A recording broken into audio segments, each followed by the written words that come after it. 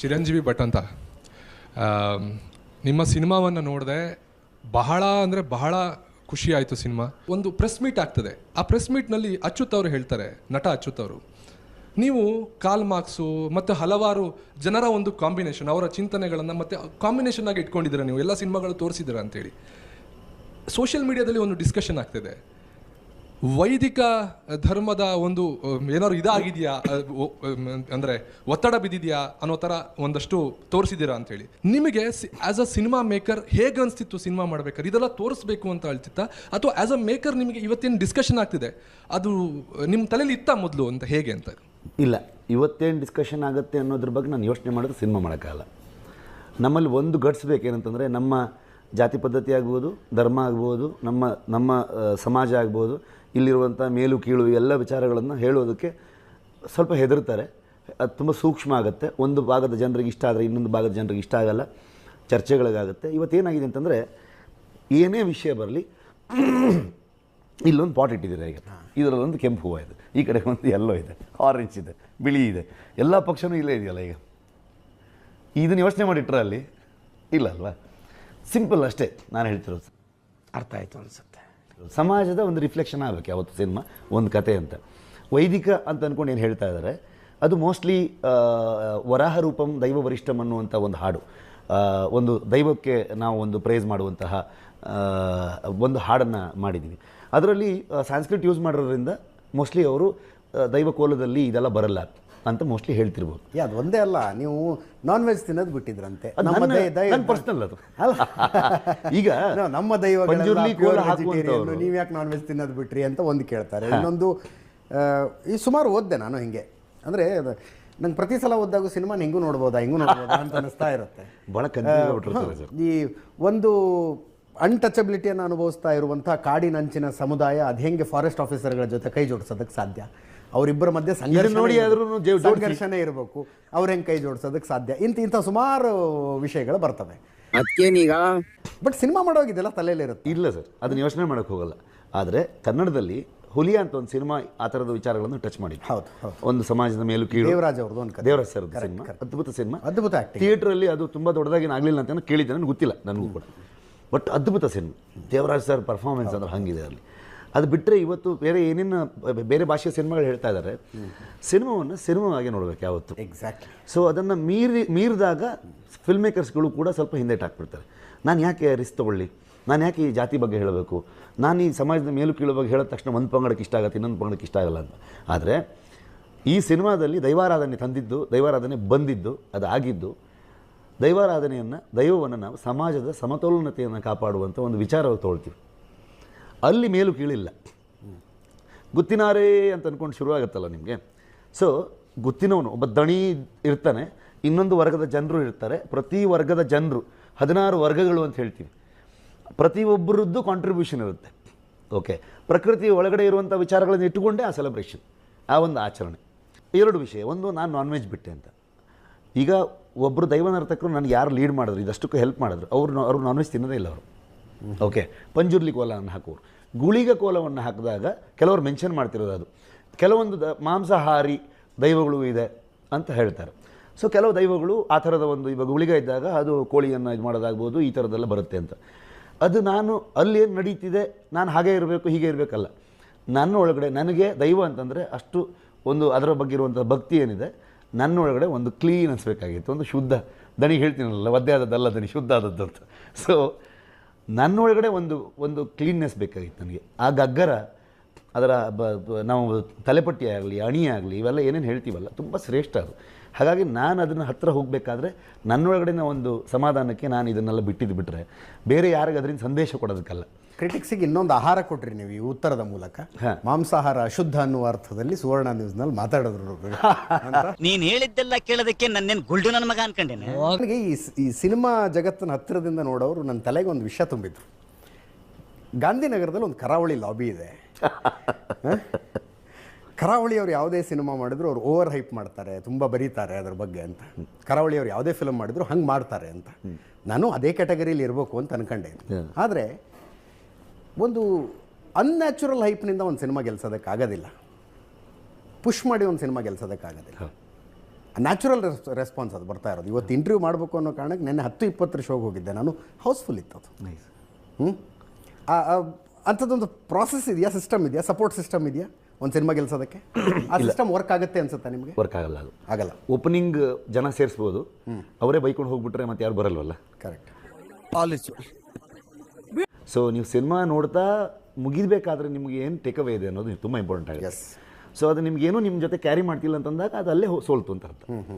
So hype ಮಾಡ್ಬೋದು, ಏನು ಬೇಕಾದ್ರೂ ಮಾಡ್ಬೋದು. ಅದಕ್ಕೆ ಈಗ ತುಂಬ ದೊಡ್ಡ ನಟರಿಗೆ ದೊಡ್ಡ ಬಳಗದ ಅಭಿಮಾನಿಗಳಿದ್ದಾಗ ಒಂದು ಸಲಕ್ಕೆ ಅವ್ರು ಬಂದು ನೋಡ್ಬೋದು. ಅಲ್ಟಿಮೇಟ್ಲಿ ಅದಾದಮೇಲೆ ಅವ್ರನ್ನ ಇಷ್ಟಪಡ್ತೀವಿ ನಾವು, ಬಟ್ ಒಳಗಡೆ ಕಂಟೆಂಟ್ ನಮ್ಗೆ ಇಷ್ಟ ಆಗಲಿಲ್ಲ ಅಂತಂದಾಗ ಅದು ಲಾಂಗ್ ರನ್ ಸಸ್ಟೈನ್ ಆಗಲ್ಲ ಅದು. ಆಮೇಲೆ ಇನ್ನೊಂದು ಗಾಂಧಿನಗರದಲ್ಲಿ ಕರಾವಳಿ ಲಾಬಿ ಅನ್ನೋದಕ್ಕೆ ನಾವು ಆ ಕಡೆಗೆ ಕಾಲಕ್ಕಲ್ಲ ಹಾಕಲ್ಲ ಅಂತ. ಹೌದು, ಹೋಗೋದೇ ಅಲ್ಲಿಗೆ ರಿಲೀಸ್ ಟೈಮಲ್ಲಿ ಡಿಸ್ಟ್ರಿಬ್ಯೂಷನ್ಗೆ ಜಯಣ್ಣ ಆಫೀಸ್ಗೆ ಹೋಗ್ತೀವಿ. ಓಕೆ, KRG ಕಾರ್ತಿಕ್ ಗೌಡ್ರ ಆಫೀಸ್ಗೆ ಹೋಗ್ತೀವಿ. ಅಲ್ಲಿ ಅಷ್ಟೇ ವಿಚಾರ ಬಿಟ್ಟರೆ ಅನ್ನಪೂರ್ಣ ಅಂತ ಒಂದು ಹೋಟ್ಲ್ ಇದೆ, ಒಳ್ಳೆ ಬಿರಿಯಾನಿ ಸಿಗುತ್ತೆ, ಅದು ತಿನ್ನಕ್ಕೆ ಹೋಗ್ತೀವಿ ಅಲ್ಲಿ. ರಿಲೀಸ್ ಆದರೆ ಥಿಯೇಟ್ರ್ ವಿಸಿಟ್ ಮಾಡ್ತೀವಿ. ಇಷ್ಟೇ ಬಿಟ್ಟರೆ ಈ ಏನಾಗುತ್ತೆ ಅಂತಂದರೆ ತುಂಬ ಕಾಣಿಸ್ಕೊಳ್ಳೋಕ್ಕೂ ಹೋಗಬಾರ್ದು, ತುಂಬ ಜಾಸ್ತಿ ಇದ್ರ ಬಗ್ಗೆ ಡಿಸ್ಕಷನ್ ಮಾಡ್ಕೊಂಡು ಹೋಗಬಾರ್ದು ಅನ್ನೋ ಒಂದು ಸೆನ್ಸ್ ಇತ್ತು ನನಗೆ. ಯಾಕಂದ್ರೆ ನಾನು ಇಂಡಸ್ಟ್ರಿಗೆ ಒಂದು 18 ವರ್ಷ ಆಯಿತು. ಓಕೆ. ಸೊ ಹಾಗಾಗಿ ತಣ್ಣಗೆ ಸೈಡಲ್ಲೇ ಕೆಲಸ ಮಾಡಿ ಮುಗಿತಾ ಎಸ್ಕೇಪಲ್ಲಿಂದ. ಈ ಕಾಡೆ ನಿಮ್ಮ ಅಪ್ಪಂದ ಅನ್ನೋ ಡೈಲಾಗ್ ನಾನು ರಿಕ್ಕಿಲಿ ರಕ್ಷಿತ್ ಅವರ ಕ್ಯಾರೆಕ್ಟರಿಂದ ಕೇಳಿದ್ದೆ. ಸೊ ನನಗೆ ರಿಕ್ಕಿ ನಿಜಕ್ಕೂ ಜ್ಞಾಪಕ ಬಂತು ಈ ಸಿನಿಮಾದ ಮೂಲಕ. ಅಂದರೆ ಪ್ರಾಬಬ್ಲಿ ನಾನು ತಪ್ಪಿದ್ದ ಕ್ಷಮಿಸಿ ಸರ್, ಅದು ಕಮರ್ಷಿಯಲಿ ಎಷ್ಟು ಸಕ್ಸಸ್ಫುಲ್ ಆಗಿರಲಿಲ್ಲ, ಪ್ರಾಬ್ಲಿ ಹೆಚ್ಚು ಜನರಿಗೆ ರೀಚ್ ಆಗಿರಲಿಲ್ಲ. ಕ್ಷಮೆ ಏನಿಲ್ಲ, ಸತ್ಯ ಅದು. ಸೊ ಮತ್ತೆ ಆ ಒಂದು ಲೈನ್ ಮನುಷ್ಯ ಮತ್ತು ಪ್ರಕೃತಿಯ ನಡುವಿನ ಸಂಘರ್ಷ ಇಷ್ಟೆಲ್ಲ ನೀವು ಅನುಭವಿಸಿದ್ರು, ಮತ್ತೆ ಮಾಡಬೇಕು ಅಂತ ಯಾಕೆ ಅನ್ನಿಸ್ತು ಅಂತ ನಿಮಗೆ? ಅಂದರೆ ಮತ್ತೆ ನಿಮ್ಗೆ ಅನ್ನಿಸ್ತಾ ಆ ಸ್ಕೇಲಲ್ಲಿ ಆಗುತ್ತಾ ಇಲ್ವಾ, ಲಿಮಿಟೇಷನ್ಸ್ ಇತ್ತಾ ನಿಮಗೆ ಮಾಡೋದಕ್ಕಿಂತ ಮುಂಚೆ? ರಿಕ್ಕಿ ಯೋಚನೆ ಇರಲಿಲ್ಲ ಇದು ಮಾಡಬೇಕಾದ್ರೆ. ಮೂಲತಃ ನಾನು ನಂಬೋದು ನಾವು ಎಷ್ಟು ರೀಜನಲ್, ಎಷ್ಟು ರೂಟೆಡ್ ಕಥೆಗಳು ಹೇಳ್ತೀವಿ ಅದು ಯೂನಿವರ್ಸಿಗೆ ತಲುಪುತ್ತೆ ಅಂತ ನಾನು ನಂಬ್ತೀನಿ. ಸೊ ಮತ್ತು ನಾನೊಬ್ಬ ಬಿಲೋ ಆ್ಯಾವ್ರೇಜ್ ಸ್ಟೂಡೆಂಟ್, ನನಗೆ ಓದೋಕ್ಕೆ ಸಿಕ್ಕಾಪಟ್ಟು ಟೈಮ್ ಬೇಕು, ನಾನು ಓದಲ್ಲ, ಪಾಸ್ ಆಗಿದ್ದೆ ಭಾಳ ಆಶ್ಚರ್ಯ, ಮಿಸ್ಟ್ರಿ ಅದು. ಓಕೆ, ಅಂಥವ್ರೆ ಸಾಧನೆ ಮಾಡಿದ್ರೆ ಈ ರ್ಯಾಂಕ್ ಸ್ಟೂಡೆಂಟ್ಗಳು ಎಲ್ಲಿ ಕಳೆದೋಗಿದ್ರೆ ಗೊತ್ತಾಗಲ್ಲ. ಬಟ್ ನಾನು ಸಮಾಜವನ್ನು ಭಾಳ ಹತ್ತಿರದಿಂದ ನೋಡಿದ್ದೀನಿ. ಇವತ್ತು ನಾನು ಅದ್ರ ಜೊತೆ ಕನೆಕ್ಟ್ ಆಗಿರೋಕ್ಕೆ ನಾನು ಟ್ರೈ ಮಾಡ್ತೀನಿ. ನಾನು ಊರಿಗೆ ಹೋದರೆ ನನ್ನ ಆ ಸ್ನೇಹಿತರುಗಳ ಜೊತೆಗೆ ನನ್ನ ಯಾವ ಸೆಲೆಬ್ರಿಟಿ ಸ್ಟೇಟಸ್ ಇರಲ್ಲ, ಅಲ್ಲಿ ನಾರ್ಮಲಿ ಮೇಂಟೈನ್ ಮಾಡೋಕ್ಕೆ ಹೋಗಲ್ಲ, ನಾನು ಬೇಕಂತಲೇ ಮಾಡಲ್ಲ. ಸೊ ಆವಾಗ ನನ್ನ ಹತ್ತಿರಕ್ಕೆ ಬರ್ತಾರೆ, ಅಲ್ಲಿನ ಸಮಸ್ಯೆಗಳೇನಾಗ್ಬೋದು, ಇಂಟ್ರೆಸ್ಟಿಂಗ್ ವಿಚಾರಗಳೇನು, ನಮ್ಮ ಮಣ್ಣು, ಆ ಭೂಮಿ, ಆ ಕೃಷಿ, ಅಲ್ಲಿನ ಕಲ್ಚರ್ ಏನು, ಇವು ನನಗೆ ಹೆಚ್ಚು ನನ್ನನ್ನು ಇಂಟ್ರೆಸ್ಟಿಂಗ್ ಆಗಿ ಕತೆ ಮಾಡ್ತಾ ಅದನ್ನು ಹೇಳಬೇಕು ಅಂತ ನನ್ನನ್ನು ಪುಷ್ ಕೊಡ್ತಾ ಹೋಗುತ್ತೆ. I like it. ಮೆಚ್ತೀನಿ. ಕರಾವಳಿಯ ಒಂದು ಭಾಗದಲ್ಲಿರುವಂಥ ಒಂದು ಜಾನಪದ ಪೂಜಾ ಪದ್ಧತಿಯನ್ನು ನೀವು ಇಡೀ ಕರ್ನಾಟಕ ಜನ ಒಪ್ಕೊಳ್ಳೋಂಗೆ ಮಾಡ್ತೀನಿ ಅಂತ ಹೊರಟಿದ್ದಿದೆಯಲ್ಲ ಸಬ್ಜೆಕ್ಟ್ ಇಟ್ಕೊಂಡು, ಅದು ಧೈರ್ಯ ಬೇಕು ಅದಕ್ಕೆ. ಇನ್ನೂ ಖುಷಿಯಾಗಿದೆ ಅಂದರೆ ಕರ್ನಾಟಕದಲ್ಲಿ ಜನ ತೊಗೊಳ್ತಾರೆ ಅನ್ನೋ ಒಂದು ಸಣ್ಣ ನಂಬಿಕೆ ಇತ್ತು ನನಗೆ. ಹೊರಗಡೆ ಹೆಂಗಾಗುತ್ತೆ ಗೊತ್ತಿರಲಿಲ್ಲ. ಸೊ ಹಾಗಾಗಿ ತುಂಬ ಪ್ಯಾನ್ ಇಂಡಿಯಾ ಅಂತ ಸುಮಾರು ಜನ ಕೇಳಿದ್ರು ಟೀಸರ್ ರಿಲೀಸ್ ಆದಾಗ. ನನಗೆ ಉದ್ದಿದ್ದ ಉದ್ದೇಶ ನಮ್ಮ ಮಣ್ಣಿನ ಕತೆ, ನಮ್ಮ ಸಂಸ್ಕೃತಿನ ಹೇಳೋವಂಥದ್ದು, ನಮ್ಮ ನಂಬಿಕೆಯನ್ನು ಹೇಳುವಂಥದ್ದು, ಹೊರಗಡೆ ಹೋದರೂ ಕನ್ನಡದಲ್ಲೇ ಹೋಗಲಿ ಅಂತ ಆಸೆ ಇತ್ತು. ಓಕೆ. ಸೊ ಹೊಂಬಾಳೆ ಅನ್ನುವಂಥ ಒಂದು ಪ್ರೊಡಕ್ಷನ್ ಹೌಸ್, ವಿಜಯ್ ಕಿರಗುಂದೂರವರಾಗಲಿ, ಇಡೀ ತಂಡ ಕಾರ್ತಿಕ್ ಗೌಡ್ರಾಗಲಿ, ಅವರು ಎಷ್ಟು ಮಟ್ಟಿಗೆ ಶಕ್ತರು ಅಂತಂದರೆ 30ನೇ ತಾರೀಕು ಎಟ್ ಎ ಟೈಮ್ ಪ್ರಪಂಚದಾದ್ಯಂತ ರಿಲೀಸ್ ಮಾಡಿಬಿಡ್ತಾರೆ ಕನ್ನಡದಲ್ಲೇ. ಅದ್ಭುತ ಡಬ್ ಮಾಡಿ ಅಲ್ಲಿ ಅವರು ಕೆಲವೊಂದಷ್ಟು ಅದನ್ನು ರಿಕ್ವೈರ್ಮೆಂಟ್ ಇರೋದ್ರಿಂದ ಕೇಳ್ತಿದ್ದಾರೆ, ಬೇರೆ ಭಾಷೆಯಲ್ಲಿ ಈಗ ಬಿಡ್ತಾರೆ. ನನಗೊಂದು ಸಮಾಧಾನ, ಕನ್ನಡದಲ್ಲೇ ಎಲ್ಲ ಕಡೆ ತಲುಪೋದಲ್ಲ ಅಂತ. ಈ ಕಾಡು ಮಧ್ಯದ ಲವಿ ಡವಿಗಳು ತುಂಬ ನೋಡಿದ್ದೀರಾ? ಸಿಕ್ಕಾಪಟ್ಟೆ ಮತ್ತೆ ಬರ್ತವೆ. ನಾವು ಈ ಉತ್ತರ ಕರ್ನಾಟಕದ ಕಡೆ ಹೋದರೆ ನಾವು ಈ ಹುಲ್ಲಿನ ಬಣವೆ ಸಂದಿದ್ದು ಅಂತ ಒಬ್ಬ ನಮ್ಮಲ್ಲಿ ಮಷಿನ್ ಮನೆ ಅಂತ ಮಾತಾಡ್ತೀವಿ. ಅಂದರೆ ನೀವು ಯಾಕೋ ಭಾಳ ನೋಡ್ದಂಗಿದೆ. ಅಲ್ಲ, ನಮ್ಮಲ್ಲಿ ಭಾಳ ಫೇಮಸ್ ಕ್ಯಾರೆಕ್ಟರ್ ಒಬ್ಬ ಇದ್ದ. ಓಕೆ. ಅವನು ಅದ್ಭುತ ಕೋಣ ಓಡಿಸ್ತಾನೆ. ಶಿವನ ಕ್ಯಾರೆಕ್ಟರ್ಗೆ ಅವನ ಶಿವನ ಒಂದು ನೆಗೆಟಿವ್ ಶೇಡ್ ಏನೇನಿದೆ ಶಿವಂದು, ಓಕೆ, ಅವನ ದುಶ್ಚಟಗಳೇನೇನಿದೆ ಅದು ಇವತ್ತಿನ ಜನ್ರೇಷನ್ನ ರೆಪ್ರೆಸೆಂಟ್ ಮಾಡೋಕ್ಕೆ ಇಟ್ಟಿದಂಥ ಕ್ಯಾರೆಕ್ಟರ್.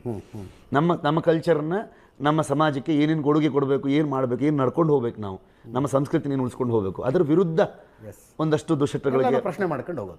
ಮಾಡ್ಕೊಂಡಿರುವಂಥ ಒಬ್ಬ ಅವನು ನಡ್ಕೊಳ್ಬೇಕು. ಆ್ಯಕ್ಚುಲಿ ಅವನ ದೈವ ನರ್ತಕರ ಫ್ಯಾಮಿಲಿಗೆ ಸಂಬಂಧಪಟ್ಟವನು, ಅವ್ನು ನಡ್ಕೋಬೇಕು, ಬಟ್ ಅವ್ನಿಗೆ ಹಾಕಕ್ಕೆ ಇಷ್ಟ ಇಲ್ಲ, ಎಲ್ಲವನ್ನೂ ಉಲ್ಟಾ ಮಾಡ್ತಾ ಹೋಗ್ತಾನೆ. ಇದನ್ನು ಕೂಡ ನೋಡಿದ್ದೀನಿ ನಾನು. ನನ್ನ ಮಾವ ಒಬ್ಬರಿದ್ದರು, ಅವರು ದೈವ ದರ್ಶನ ಮಾಡೋರು, ನಮ್ಮ ಕುಟುಂಬದ ಒಂದು ದೈವದ ಮನೆಗೆ ಸಂಬಂಧಪಟ್ಟರು. ಅವರು ತುಂಬ ಸ್ಟ್ರೈಟ್ ಫಾರ್ವರ್ಡ್ ಮನುಷ್ಯ. ಆ ವರ್ಷ ಹೊಸದಾಗಿ ಯಾರೋ ಒಬ್ಬರು ದರ್ಶನ ಕೊಡುವಂಥ ಪಾತ್ರಿಯಾಗಿ ನೇಮಕ ಆಗಬೇಕು. ಯಾರ ಮೇಲೂ ಅದು ಅಟ್ರಾಕ್ಟ್ ಆಗಲ್ಲ ಅನ್ನೋದೆಲ್ಲ ನಂಬ್ತೀವಿ ನಮ್ಮಲ್ಲಿ. ಸೊ ಇವ್ರ ಮೇಲೆ ಅಟ್ರಾಕ್ಟ್ ಆಗುತ್ತೆ ಅಂತ ಫ್ಯಾಮಿಲಿ ಒಳಗಡೆ ಎಲ್ಲ ಡಿಸ್ಕಷನ್ ಶುರುವಾಯಿತು. ಓಕೆ. ಇವರು ಅದಕ್ಕೆ ವಿರುದ್ಧವಾಗಿ ಆ ದಿವಸ ಫುಲ್ಲು ನಾನ್ ವೆಜ್ ಎಲ್ಲ ತಿಂದು, ಇವರು ಡ್ರಿಂಕ್ಸ್ ಎಲ್ಲ ಮಾಡಿ, ಓಕೆ, ಕಂಪ್ಲೀಟ್ಲಿ ವಿರುದ್ಧ ಟ್ರೈ ಮಾಡ್ತಾ ಹೋಗ್ತಾರೆ. ಬಟ್ ಅದು ಹಬ್ಬ ಆಗೋ ಟೈಮಲ್ಲಿ ಅವ್ರ ಮೇಲೆ ಅಟ್ರಾಕ್ಟ್ ಆಗಿಬಿಡುತ್ತೆ. ಅವರು ಚಪ್ಪಲಿ ಹಾಕ್ತಿರ್ಲಿಲ್ಲ. ಬೇಸಿಕಲಿ ಕುಂದಾಪುರ ಕನ್ನಡ ಬಿಟ್ಟು ಬೇರೆ ಏನು ಬರಲ್ಲ ಅವ್ರಿಗೆ. ಅಲ್ಲೊಂದು ದೈವ ಇದೆ, ಮಲಯಾಳ ಬಬ್ಬರಿ ಅಂತ. ಆ ದೈವ ಅಟ್ರಾಕ್ಟ್ ಆದಾಗ ಮಲಯಾಳಂ ಮೇಲೆ ಮಾತಾಡ್ತಾರೆ. ಆಗ ಒಬ್ಬರು ಮಲಯಾಳಿ ಕರ್ಕೊಂಡು ಒಂದು ಶಬ್ದ ಬರದೇ ಹೋದ್ರು ಅದ್ರಲ್ಲಿ ಮಾತಾಡ್ತಾರೆ ಅಂತ. ಬರದೇ, ಕುಂದಾಪುರ ಕನ್ನಡ ಬಿಟ್ಟರೆ ಬೇರೆ ಬರೋದಿಲ್ಲ ಅವ್ರಿಗೆ. ಸೊ ನಿಮಗೆ ಅದಕ್ಕೆ ಯಾರೋ ಒಬ್ರು ನಮ್ಮ ಅಜ್ಜ ಅವಾಗ ಕರ್ಕೊಂಬರೋರು, ಒಬ್ರು ಮಲಯಾಳಿನ ಕರ್ಕೊಂಡ್ಬಂದು ಅರ್ಥ ಕೇಳೋಕ್ಕೆ ಪ್ರಶ್ನೆ ಕೇಳೋದಕ್ಕೆ ಈ ಥರದ್ದು ನಡೀತಾ ಇತ್ತು. ಓಕೆ. ಸೊ ಹಾಗಾಗಿ ಇದು ನಾನು ಹತ್ತಿರದಿಂದ ನೋಡಿರೋದೆ. ಇದೇ ಥರದಲ್ಲಿ ಇನ್ನೊಬ್ಬ ಬಾಸು ಅಂತಿದ್ದ, ಅದ್ಭುತ ಶಿಕಾರಿ ಅವನು. ನಾವು ಚಿಕ್ಕ ವಯಸ್ಸಲ್ಲ ಒಂದು ಲೆಜೆಂಡ್ರಿ ಸ್ಟೋರಿ ಕೇಳಿದ್ದೀವಿ. ರಾಂಪ ಅದನ್ನೇ ಹೇಳ್ತಾನಲ್ಲ, ಹೋಗ್ತಾ 14 ಗಂಜಿ ಹಿಡ್ಕೊಂಡು ಹೋಗಿದ್ರು ಅಂತ. ಆ ಥರದ್ದೆಲ್ಲ ಮಾಡಿದವರು ಅವರೆಲ್ಲ.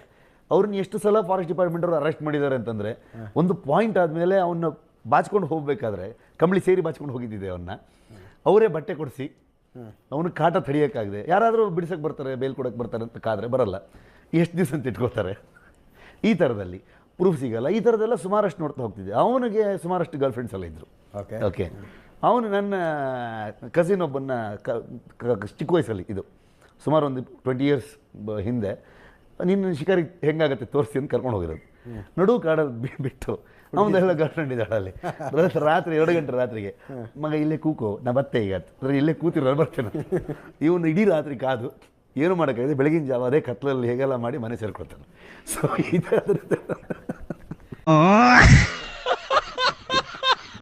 ನಮಸ್ತೆ, ಹಾಯ್. ನನ್ನ ಪ್ರಶ್ನೆ ಶಿವ ಎನ್ನುವ ಪಾತ್ರದ ಅಕ್ಕಪಕ್ಕ ಇರುವಂಥ ಪೋಷಕ ಪಾತ್ರಗಳ ಬಗ್ಗೆ. ತುಂಬ ಫ್ಲಾಟ್ ಆಗುವ ಸಾಧ್ಯತೆ ಇದ್ದಂತಹ ದೃಶ್ಯಗಳನ್ನು ಹ್ಯೂಮರ್ ಮೂಲಕ ಈ ಪಾತ್ರಗಳು ಎತ್ತಿ ಹಿಡಿತವೆ. ಮತ್ತು ಆ ಪಾತ್ರಗಳು ನೀವು ಹಾಸ್ಯಗಳಿಗಾಗಿಯೇ ಸೃಷ್ಟಿ ಮಾಡಿದಂತ ಅನಿಸೋದಿಲ್ಲ. ಕತೆ ಬೆಳವಣಿಗೆ ಜೊತೆ ಅವು ಸಹ ಸಹಜ ನಡಿಗೆಯಲ್ಲಿ ಬೆಳ್ಕೊಂಡು ಬರುತ್ತೆ. ಇದೆಲ್ಲ ಹೇಗೆ ಸಾಧ್ಯ ಆಯಿತು? ಅವು ಕಥೆನ ಬೆಳೆಸ್ತಾ ಇರ್ತವೆ ನಿಮ್ಮ ಜೊತೆಗೆ. ಯಾಕೆಂದರೆ ನೀವು ಇರಬೇಕಾದ್ರೆ ಸಮಾನವಾದಂಥ ನೀವು ಸ್ಕ್ರೀನ್ ಸ್ಪೇಸನ್ನು ಕೊಟ್ಟಿದ್ದೀರಾ. ಮೇಯ್ನು ಸ್ಕ್ರೀನ್ ಸ್ಪೇಸನ್ನು ನಾಯಕ ಜೊತೆಗೆ ಕೊಟ್ಕೊಳ್ಳೋದು ಅಷ್ಟು ಸುಲಭ ಮಾತಲ್ಲ. ಡೈರೆಕ್ಟರ್ ನಾನೇ ಅಲ್ಲ. ಸೊ ನೀವು ಡೈರೆಕ್ಟರ್ ನೀವಾಗಿಯೂ ಸಹ ಪಾತ್ರದಲ್ಲಿ ಒಬ್ಬ ನಾಯಕಿಯಾಗಿ ನೀವು ಅಲ್ಲಿರ್ತೀರಲ್ಲ, ಆ ಸಮಾನ ತೂಕವನ್ನು ಹಂಚಿಕೊಂಡು ಪಾತ್ರನ ಬೆಳೆಸ್ಕೊಂಡು ಕತೆಗೆ ಯಾವುದೇ ಲೋಪ ಆಗದೆ ಅಂತ ಬೆಳೆಸ್ಕೊಳ್ಳೋದಿದೆಯಲ್ಲ, ಅದೊಂದು ಅದ್ಭುತ. ಅದೆಲ್ಲ ಹೇಗೆ ಸಾಧ್ಯ? ಈ ಪ್ರಶ್ನೆ ಕೇಳಿದ ಮೇಲೆ ನನಗೆ ಅನ್ನಿಸ್ತಾ ಇದೆ, ಸಿನಿಮಾ ಯಾಕೆ ಹತ್ರ ಆಗುತ್ತೆ ಅಂದರೆ ಪಾತ್ರಗಳು ಯಾವುದು ಆಕಾಶದಿಂದ ಉದುರು ಬಿದ್ದಂಗೆ ಅನ್ಸೋದಿಲ್ಲ. ಯಾವತ್ತೂ ಒಂದು ನನಗೆ ಚಿಕ್ಕ ವಯಸ್ಸಿಂದ ನಾನು ಸಖತ್ ತಲೆಹರಟೆ. ಊರಲ್ಲಿ ಕೆಲವರು ಗೊತ್ತಿರೋರು ಗೊತ್ತು, ನಾನು ಅದು ಬರೀ ಹಡಿಮರೆ ಅಂತಂತ. ಓಕೆ. ಈ ಅಬ್ಸರ್ವೇಷನ್ ನಾನು ನೋಡಿದ ಪ್ರಕಾರ ಒಂದು ಸಾವಿನ ಮನೆಯಲ್ಲೂ ಕಾಮಿಡಿ ನಡೀತಿರುತ್ತೆ. ಹಿಂದ್ಗಡೆಗೆ ನೀವು ಇಲ್ಲಿ ಭಾಳ ಇಮೋಷ್ನಲ್ ನಡೀತಿದ್ರೆ ಸ್ವಲ್ಪ ಹಿಂದೆ ನೋಡಿದ್ರೆ ಅಲ್ಲಿ ಯಾರೋ ತಲೆಹರಟೆ ಮಾಡ್ತಾ ಇರ್ತಾರೆ, ಇನ್ಯಾರೋ ಎಣ್ಣೆ ಹೊಡೆದಿರ್ತಾರೆ, ಅಲ್ಲಿ ಏನೋ ಮಾಡ್ತಾ ಇರ್ತಾರೆ. ನೀವು ಒಂದು ದೇವಸ್ಥಾನದಲ್ಲಿ ಏನೋ ಭಾಳ ಭಕ್ತಿಯಿಂದ ಇರುವಂಥ ಪೂಜೆ ಆಗೋ ಜಾಗದಲ್ಲಿ ಹಿಂದ್ಗಡೆ ಇನ್ನೇನೋ ನಡೀತಾ ಇರುತ್ತೆ. ಕರೆಕ್ಟ್. ನನಗೆ ಅದ್ರ ಮೇಲೆ ಸ್ವಲ್ಪ ಆಸಕ್ತಿ ಜಾಸ್ತಿ. ಈ ಮೈನ್ ಟಾಪಿಕ್ ಜೊತೆಗೆ ಯಾವತ್ತೂ ಆ್ಯಂಬಿಯನ್ಸ್ ಬಿಲ್ಡ್ ಮಾಡೋದಂತೀವಿ ನಾವು, ಒಂದು ಹಿನ್ನೆಲೆಯನ್ನು ಕಟ್ತಾ ಹೋಗುವಂಥದ್ದು. ಆಗ ಅದು ನಮಗೆ ಒಂದು ಸಹಜ ಸ್ಥಿತಿಗೆ ಬರುತ್ತೆ. ನಾನು ಸಿನಿಮಾನ ಅಲ್ಲೇ ಇದ್ದೀನಂತ ಅನ್ನೋವಂಥ ಫೀಲ್. ಒಳಗೆ ಕರ್ಕೊಂಡು ಹೋಗಬೇಕು ಅಂದರೆ ಸುತ್ತ ಅಷ್ಟು ಪಾತ್ರಗಳು. ಯಾವತ್ತೂ ಒಂದು ಸಿನಿಮಾ ಪೋಷಕ ಪಾತ್ರಗಳು ಸೋಲ್ತು ಅದು ಸ್ಕೋರ್ ಮಾಡ್ತಿಲ್ಲ ಅಂತಂದರೆ ಆ ಸಿನಿಮಾ ನಿಮ್ಮನ್ನು ತುಂಬ ಗಟ್ಟಿಯಾಗಿ ತೊಗೊಂಡು ಹೋಗೋದೇ ಇಲ್ಲ ಅಂತ. ಹಲೋ ಏಸುಸ್ಮಿ ಕೇಳಿಸ್ಕೊ.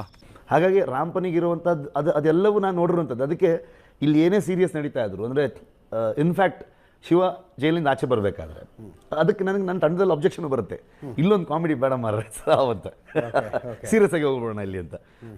ನಾನು ಹೇಳಿದ್ದು ನಡೆಯುತ್ತಲ್ಲ, ಯಾಕೆ ನಡೀಬಾರ್ದು ಅಂತ. ನಾನು ನೋಡಿದ್ದೀನಿ ಇದನ್ನ ಅಂತ. ಓಕೆ.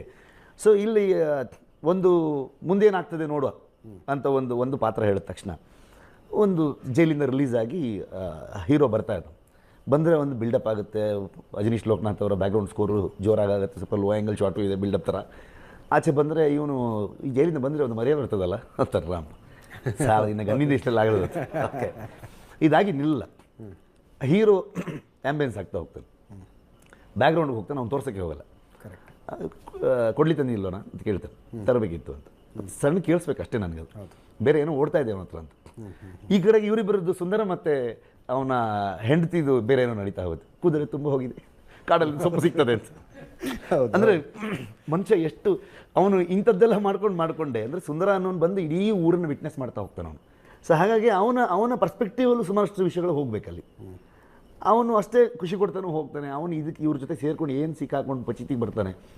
ಊರು ಅಂದರೆ ಈ ಹೊರಗಡೆಯಿಂದ ಬಂದ ಒಂದು ಜಾಗಕ್ಕೆ ಬಂದವ್ರಿಗೆ ಸ್ವಲ್ಪ ಅಧಿಕ ಪ್ರಸಂಗ ಜಾಸ್ತಿ ಇರುತ್ತೆ ಯಾವತ್ತು.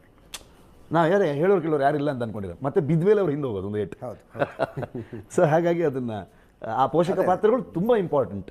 ಹುಟ್ಟಿ ಬಂದಂಥ ಊರು, ನನ್ನ ಜನರು, ನಮ್ಮ ಸಮಾಜ, ನನ್ನ ನಾಡು, ನನ್ನ ದೇಶ. ಸೊ ಒಂದು ಅದ್ಭುತ ನಮ್ಮ ಭಾರತ ಅನ್ನುವಂಥದ್ದು. ಕರ್ನಾಟಕಕ್ಕೆ ಬಂದರೂ ಕೂಡ ಅಷ್ಟೇ, ಪ್ರತಿ 20 ಕಿಲೋಮೀಟ್ರಿಗೆ ನಮ್ಮ ಡೈಲೆಕ್ಟ್ ಚೇಂಜ್ ಆಗ್ತಾ ಹೋಗುತ್ತೆ.